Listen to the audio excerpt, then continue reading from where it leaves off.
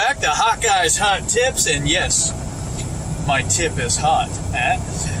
In this video, we're going to be talking about jackknives. What are they and how to prevent them? Jackknives are most common when you have less traction. So, snow, rain, or even just a wet surface from when it had just snowed or rained. And the ground doesn't even have to be that wet. It could just be slightly covered. Just enough liquid on the surface so that your vehicle breaks traction more easily than if it was dry. And first I'm going to tell you guys about my first and only, knock on wood, jackknife. When I experienced my jackknife, I was coming down a mountain and taking the off-ramp, and it just so happened that it had been sprinkling, not really raining, just the tiniest little bit of water was on the road surface. As I was coming into that turn, I was braking hard, I was already coming down, I had all that inertia, all that weight, and next thing I know, I feel the truck going like this, and I feel that trailer pushing me in that direction off the curve.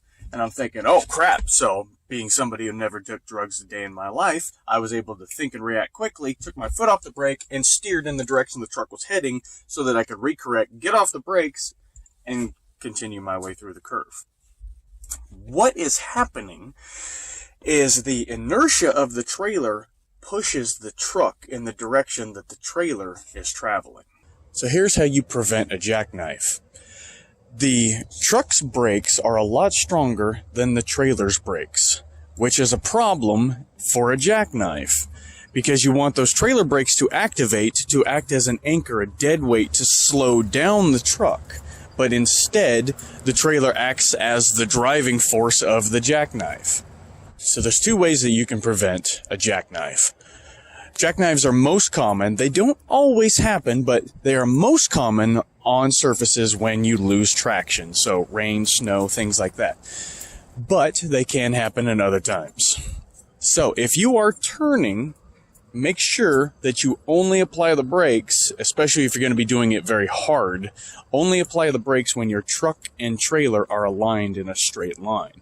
Don't do it when your truck is turning, but your trailer is still going in this direction. Because that's how the jackknife's going to happen. The trailer's going to push you this way while your truck is going this way. Next thing you know, you're facing this way and your trailer is pushing you that way. One of the great things about, say, a Freightliner, for example, or even an old Ford truck, is that they have this little lever here, which says trailer brake on it, also commonly referred to as a trolley handle.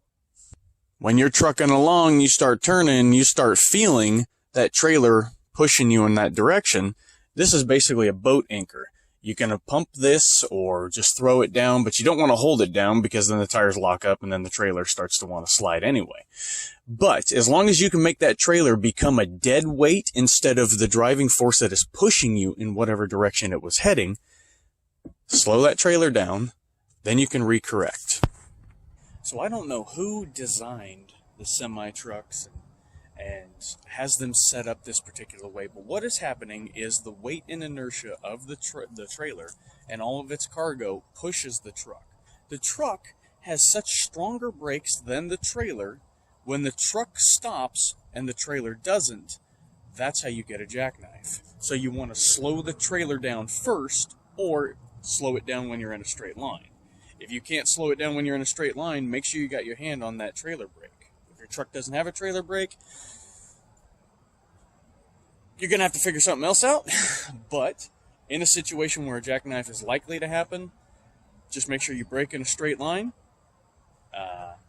That should save your ass. And if you are an owner-operator, I would recommend getting one of those switches installed so that you can control the trailer brakes independently of the truck. But again, if that's not an option, make sure you brake in a straight line with the truck and trailer aligned in a straight line. And you should be able to avoid jackknives. But if you find yourself in a jackknife, you want to think and react fast. Again, the trailer is pushing the truck, so you need to make sure this becomes your dead weight and that becomes your driving force. Trolley handle and gun the throttle. Get that truck to pull away from the trailer, get the trailer to pull away from the truck, and you should straighten out like this.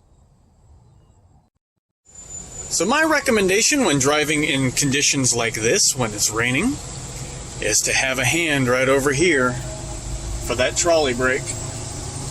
because you're going to want that first. So I hope that that information helps you. That's what I've learned about what a jackknife is, how to prevent one, and how it occurs.